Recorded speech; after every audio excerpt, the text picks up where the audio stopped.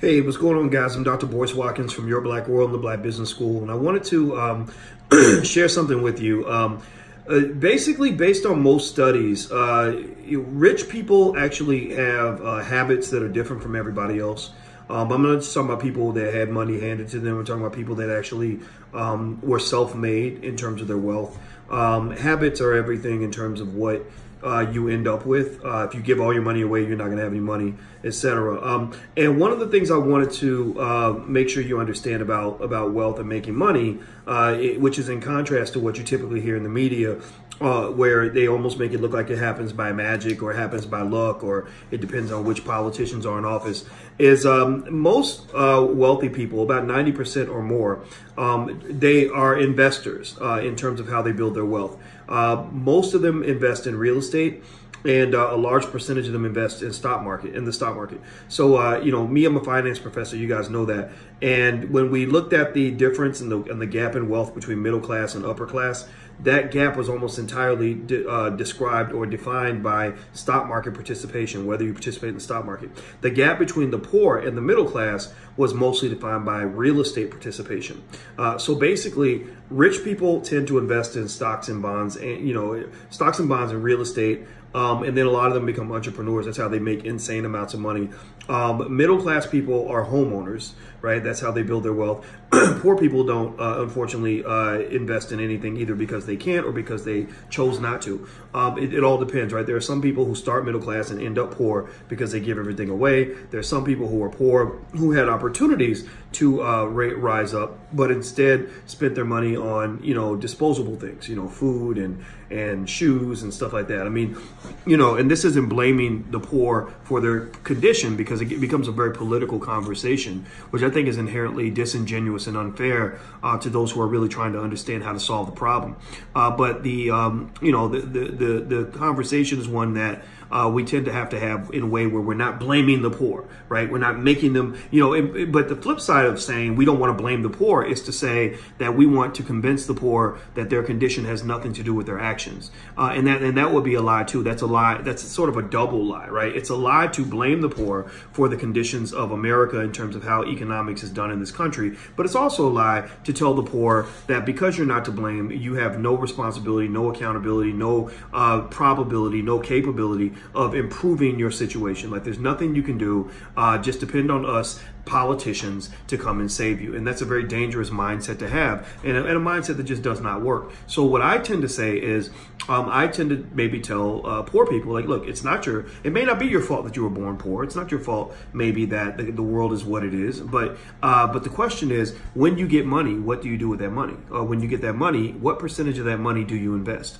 And then I say, well, if you don't invest any of it, because a lot of people say, well, I don't invest at all. I don't, they don't invest in real estate. They don't even care about learning how to buy a home, have never taken a class. There are low cost or free classes. There are classes that you can take on how to buy a home that are either free or cost less than, a trip to Popeye's Chicken. And we know that if I put a Popeye's Chicken up in any neighborhood in America, there's going to be a line all around the block of people trying to get the chicken. Or if Kevin Hart comes to town and does a comedy show, there'll be a lot of people who can buy the $80, $100 tickets for the comedy show who will also claim they can't afford to invest. And that comes down to what I call economic maturity, in terms of you deciding between what you need and what you want, right? A lot of us spend our money on our wants, and we don't focus on our needs. And you need to invest, and let me tell you why.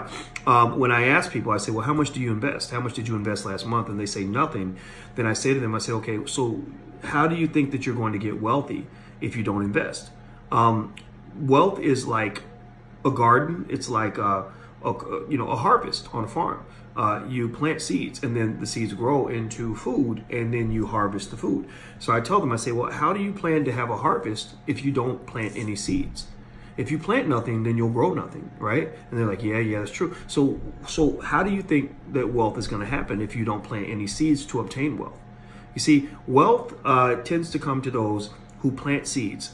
If they are not the original planters, somebody planted a seed for them. So even if you inherit your wealth and somebody gave it to you, It's because somebody planted that seed for you in the past, right? Wealth is not typically grown unless somebody plants a seed, right? Even if they rob somebody, they're making an investment, right? That's illegal, but it's still a strategy, right? So you have people, you know, the Kennedys or whatever, the seed they planted was illegal moonshine. So they broke the law, but they still planted seeds. You still have to make investments in illegal activities, just like you do in legal stuff. There's some people who made their money as dope dealers, you know, and I'm not judging that at all. You know, legality is not the same as morality.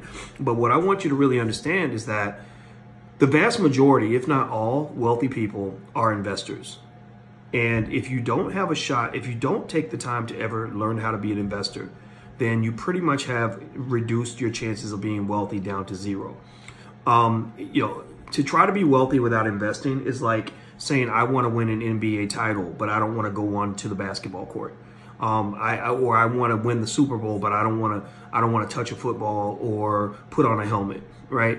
You have to participate in the game to have a chance to win the game. You have to plant the seeds in order to get the harvest. If you plant nothing, then you will grow nothing. If you grow nothing, then you'll have nothing. And that's pretty much how wealth works. And not just from a figurative standpoint, but from a literal standpoint. I'm a finance professor, and I've looked at all these crazy equations on how wealth grows and how money works. High-level mathematics. My master's degree was in mathematical statistics. I taught math at the University of Kentucky years ago. And most of the equations that describe how money grows, most of the equations that you use to describe how people build wealth are actually taken out of biology. So the same equations that describe how a watermelon seed grows into a watermelon, or how a tree that is planted grows into a big sycamore, are the exact same equations used to describe how a tiny amount of money grows into a large amount of money. And based on other factors like time, the amount of time you allow the seed to grow, how much you water the seed, things like that. So I want you to ask yourself this important question. What seeds are you planting in your life on a regular basis? And are you watering those seeds? You know, have you started a business? And when you start the business, are you giving that business 20, 30 hours a week of your time? Or are you just sitting there hoping that you're going to luck out and the business is going to grow? A lot of people think their businesses are going to grow through luck. That does not work. Your business grows because you put time into it. So anyway, that's it. That's my point for today. Just know, don't believe the nonsense and the hype that you see on TV. Don't believe the politics of it. Just get into the reality of it. The reality is that if you don't plant any seeds, you will have no harvest. If you plant nothing, you will grow nothing. And the same thing is true for whether you're planting corn or you're planting dollar bills, right? Exact same thing.